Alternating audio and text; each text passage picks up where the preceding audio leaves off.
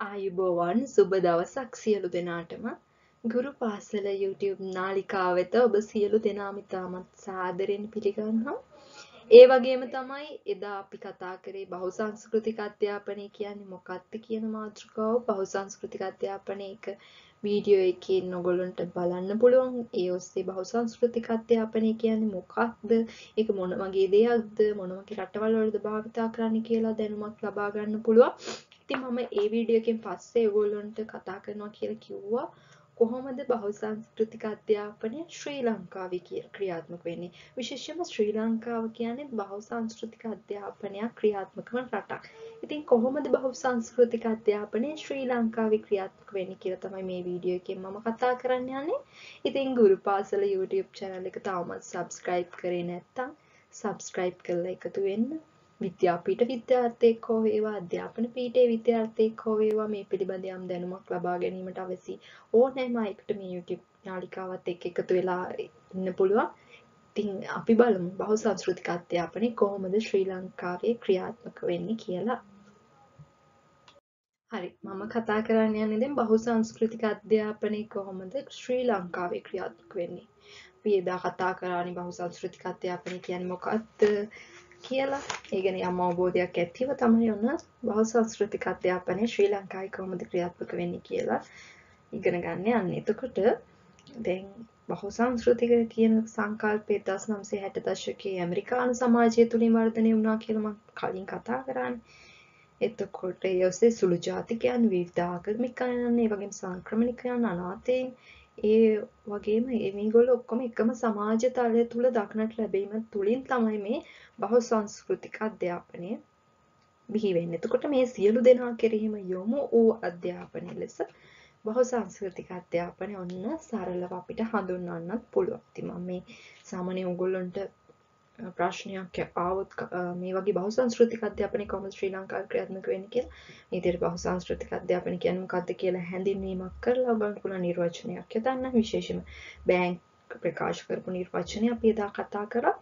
ඒ දේවල් එක්ක මේ කොටස ගලප ගන්න. ඉතින් ශ්‍රී ලංකාව වගේම ඉන්දියාව, ඇමරිකාව වැනි බොහෝ රටවල් තුළ විවිධ ජන වර්ග, විවිධ ආගම්, බහුභාෂාවන් පදනම් කරගත් විවිධ කණ්ඩායම්වල මිශ්‍රණයක් තුලින් තමයි මේ සංකීර්ණ සමාජය ගොඩනැගිලා තියෙන්නේ. ඒට හේතුව වෙලා තියෙන වෙළඳාම්, මේ වගේම ආර්ථිකය, දේශපාලනය, සංක්‍රමණය වැනි මෙන්න මේ දේවල්. එතකොට ගෝලීයකරණය වෙච්ච රාමුවක් තුල තාක්ෂණය, සංනිවේදනය මේ දේවල් වල ප්‍රබලත්වයේ හේතු කොටගෙන මෙවැනි බහුසංස්කෘතික සමාජයක් ගොඩනැගීමේ වැඩි අවකාශයක් කොයි රට තුල වුණත් නිර්මාණය වෙන එක සාමාන්‍ය කාරණයක්. එතකොට මේ දැන් මේ බහුජාතීන්, බහුආගමිකයන්, බහුවාර්ගිකයන් කියලා හඳුන්වන මේ බහුසංස්කෘතීන් අතර ඇතිවන පරතරයම නැත්නම් හිඩස පිරවීමට යොදා ගන්න පුළුවන් හොඳම එහෙම නැත්නම් හොඳම ක්‍රමය, හොඳම අවිය, හොඳම ආයුධය වෙන්නේ මෙන්න මේ බහුසංස්කෘතික අධ්‍යාපනය. එතකොට විවිධ රටවල් තුල අධ්‍යාපන පද්ධති සැකසීමේදී වර්තමානයේ බහුසංස්කෘතික අධ්‍යාපනයට ගැළපෙන ලෙස සකස් කිරීම දක්නට ලැබෙනවා. ඒක ඉතාමත්ම අත්‍යවශ්‍ය කාරණයක් මේ වන විට.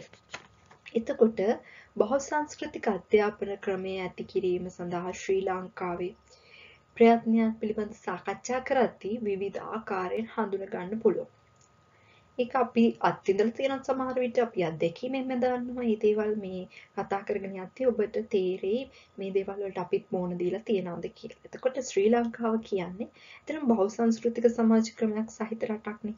ඒතර සිංහල, දෙමළ, මුස්ලිම්, ඉන්දියානු දෙමළ වගේම විවිධ ජන වර්ගවලක මේ විවිධ ජන වර්ග වලට අයත් පිරිස් මෙහි දක්නට ලැබෙනවා.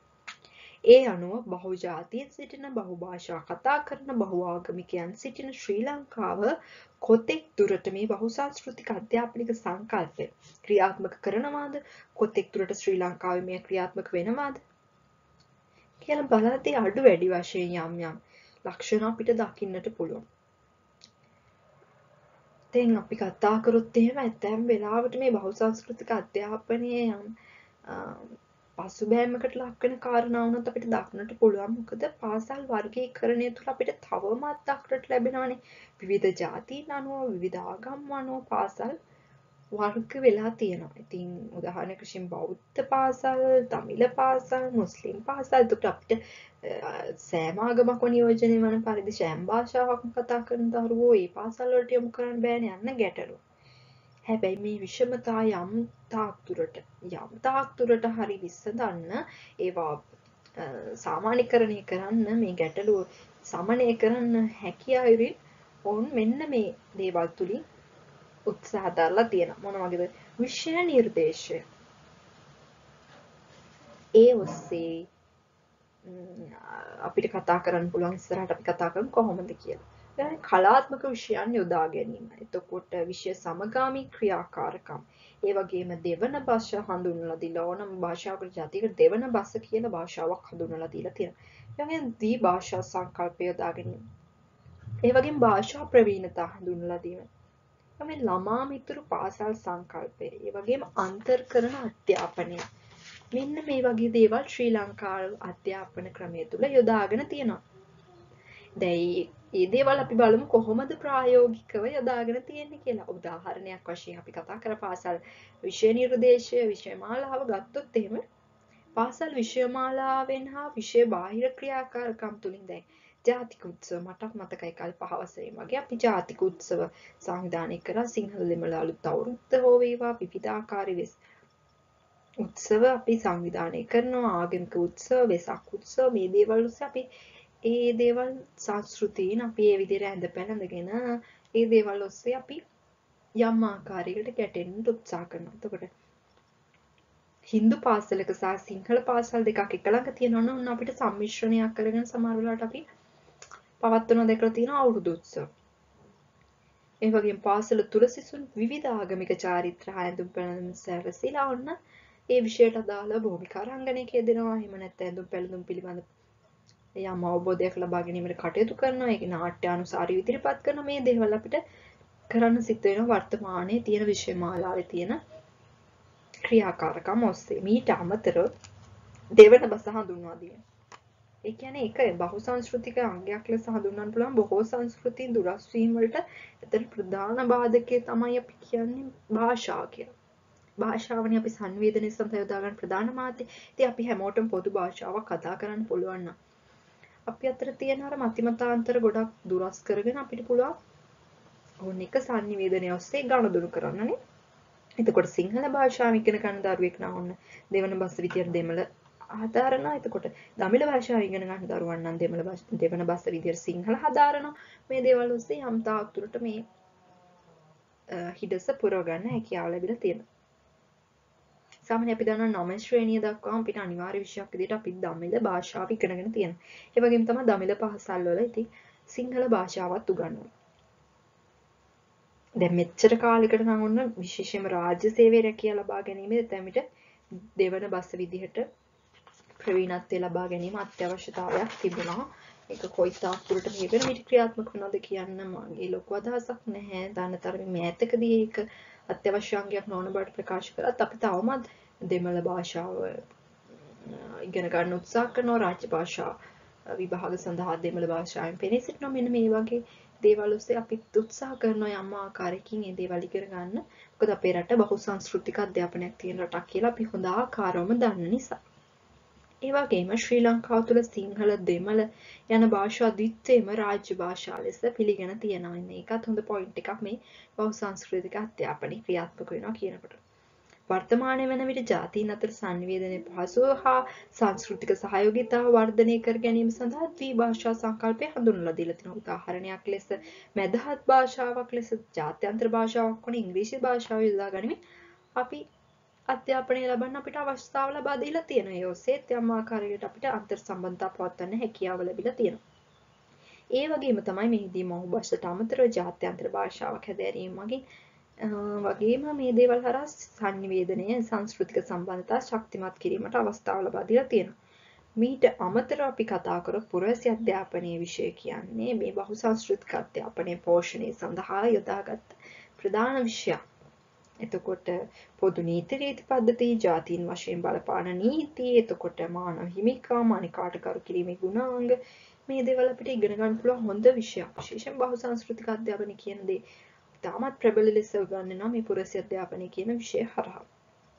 ඒ වගේ සංස්කෘතික සෞන්දර්ය විෂයන් හරහාද බහුසංස්කෘතික අධ්‍යාපන සංකල්පය ලබා දෙනවා. උදාහරණයක් වශයෙන් චිත්‍ර, නැටුම්, සංගීතය මගින් විවිධ නර්තන ශෛලීන්, විවිධ සංස්කෘතීන්ට අයත් චිත්‍ර සම්ප්‍රදායන් හැදෑරීමට අපිට අවකාශ උදා වෙලා තියෙනවා.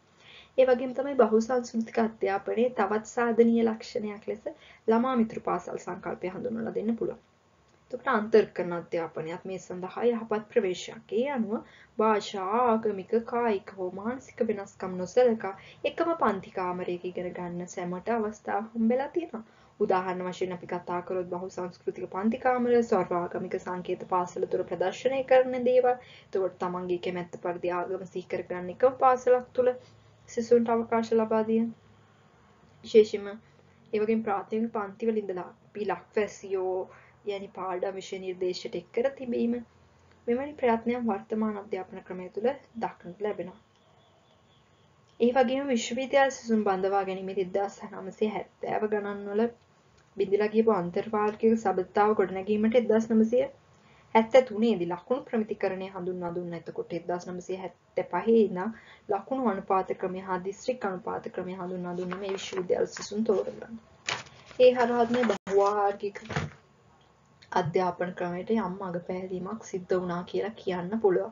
ඉතින් මෙන්න මේ දේවල් තමයි අපිට තව තනි විෂයන් ඔස්සේ කතා කරොත් අපිට බොහෝ දේවල් ඉගෙන ගන්න තියෙනවා. ඉතින් මේ දේවල් තමයි බහුසංස්කෘතික අධ්‍යාපනයේ කොහොමද ශ්‍රී ලංකාවේ ක්‍රියාත්මක වෙන්නේ කියන දේවල් වලට නිදසුන් සහිතව මම අද ඉදිරිපත් කරේ.